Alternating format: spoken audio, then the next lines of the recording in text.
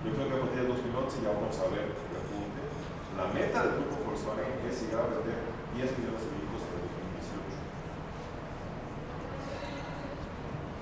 En México, el año pasado la producción, ustedes ven, la producción fue de 320,000, este año estamos esperando 400,000, que todavía no es el récord del año 2008. Ese nivel, creo que lo vamos a alcanzar otra vez en el 2011. O sea, todavía este propósito reservado también de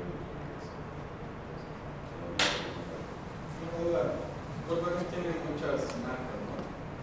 Y se intenta combinar las plataformas y hacer economías de escala, pero no hay riesgo de perder como identidad. Por ejemplo, sin saber, el Passat ya es muy igualito al Audi, no llegará un momento en que ya como que pierdes qué es Volkswagen y qué es Audi y estar en un medio. Sí hay el riesgo, sin duda. Yo creo que ya nos dimos cuenta hace un par de años. Y si ustedes ven nuestros coches hoy, ya se están diferenciando más. O sea, si ven los coches Volkswagen hace 5 años, 6 años, estaban empezando a pasar exactamente lo que dices, ¿no? Se empezaron, porque además técnicamente eran muy parecidos también, no solamente por fuera, sino que más que nada por abajo de la tapa del motor, ¿no? Los mismos motores, las mismas cajas, los mismos asientos, etc., ¿no? Ya estamos empezando a diferenciar más los vehículos, sobre todo en diseño, en interiores. O sea, ya hoy no puedes decir que un Audi se parece a un Volkswagen, la verdad. Pero sí estamos tratando de aprovechar las sinergias en donde se pueda y donde el cliente no lo vea, ¿no? Motores, por ejemplo, sigue siendo, o sea, tú ves los Audis, los Seats, los Volkswagen comparten y todo eso. Cajas, transmisiones, más o menos también. Y otros elementos, por ejemplo, los metálicos y los asientos. O sea, ningún cliente se va a dar cuenta que es lo mismo, pero si lo puedes compartir, pues tienes efectos de escala interesantes. Entonces, del concepto de plataformas, teníamos que compartir plataformas, nos estamos yendo a un concepto de compartir módulos, ¿no? Llámese módulos, ejes, frenos, motores, o sea, elementos mecánicos caros, sistemas eléctricos, ¿no? Que no son visibles para el cliente. Pero sí, el peligro sin duda existe. Sí, durante la gráfica se mostró el comportamiento de Volkswagen en los 70, 80. Yo recuerdo en los 70s, 80s que Volkswagen tenía un market share bastante importante en el mercado mexicano. La entrada de Toyota y Honda, evidentemente, entró de una forma muy agresiva que acaparó, robó parte de ese market share. Y ahorita resulta ser, creo que, de los principales vendedores. ¿En México? Bueno, la pregunta sería específicamente, ¿cómo ustedes reaccionaron ante esa investigación? ¿Y qué estrategias siguieron para poder, digo, no contenerla porque ya venía en camino, ¿no? Sino qué estrategia interna se siguió para poder afrontarla, ¿no? Bueno, lo que pasa, sí, no, la pregunta es muy válida. Lo que pasa es que hay una gran diferencia entre los años 70 y 80 y lo que vino después, o sea, de 90. Hasta los años 80, la industria automotriz mexicana, incluyendo Volkswagen, hacía coches en México por el de los Unidos. No había esto. Entonces el negocio, si es que era el negocio, era hacer coches por el de los Unidos. Hicieron cochitos en casa de Volkswagen y era de animador de los Nissan hacía Datsun, ¿verdad? Y cosas por el estilo, ¿no? Normalmente modelos atrasados, ¿no? Digo, México fue el último país donde se vendían bochitos, ¿no? Los brasileños dejaron de hacer bochitos en los años 90, y todo eso bajo un control muy estricto de un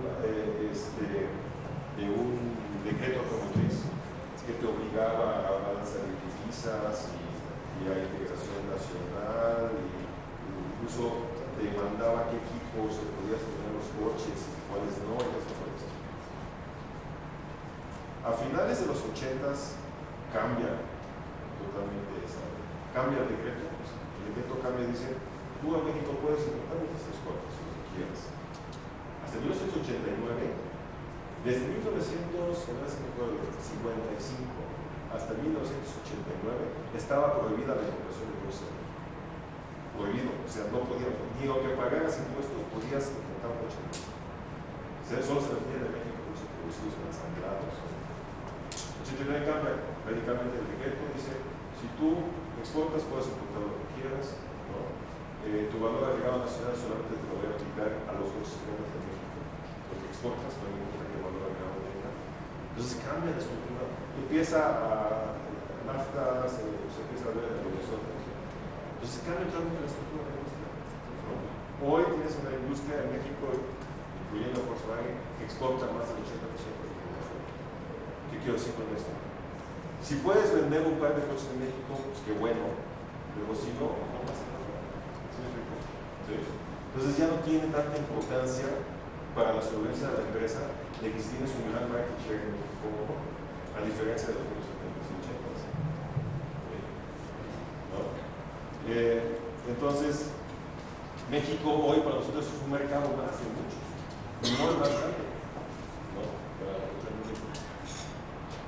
Sí queremos tener una posición fuerte en México, porque digo las cosas, o sea, ser un productor importante y además vender muchos coches en México, pues, de alguna manera es complementario, pero ya no es indispensable luchar por el market share. Y obviamente con la apertura comercial, pues se acabó el monopolio, ¿no? Si antes Volkswagen tenía monopolio de los coches pequeños en México, pues ya no lo tiene, ¿no? El momento que empezaron a entrar los Chevys, los Atos, etc., pues se acabó la apertura de coches, se acabó su grupo. O sea, el cliente nos dijo, ¿saben qué? Ese coche ya no fue por otra cosa. Entonces, el México de hoy y el México de los años 70 y 80 pues es otro México, en todos los sentidos, porque bien, sobre todo los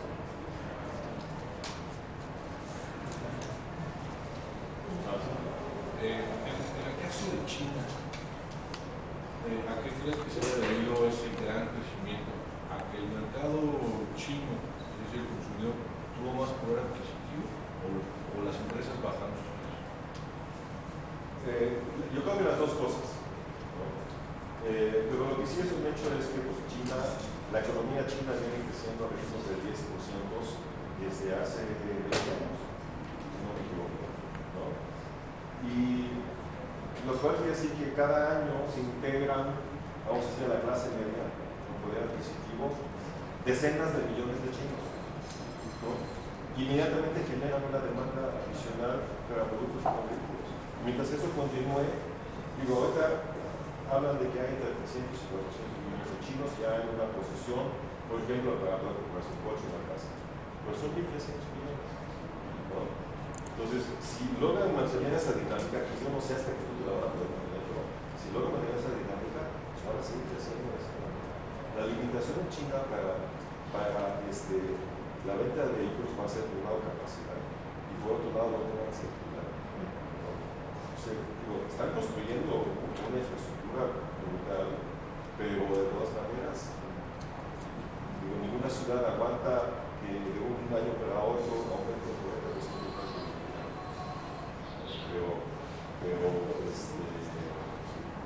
sencillamente por tamaño y por cantidad de gente, pues el potencial ahí está. Y los precios hoy son precios. Como ahora sí hay competencia en el mercado, son precios, vamos a decir, internacionales, ¿no? O sea, el coche en China no es ni más caro ni más barato que en otro lado del mundo. En los años 80, cuando Volkswagen fue a hacer su joint venture, los coches en China eran carísimos. ¿Sí?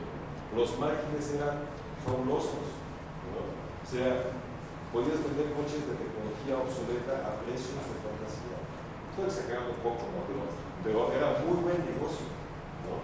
Poco a poco, conforme van dando una competencia, pues la presión sobre los costos y la competitividad de China es igual que en otros países. Otra pregunta, ¿tienen ustedes estimado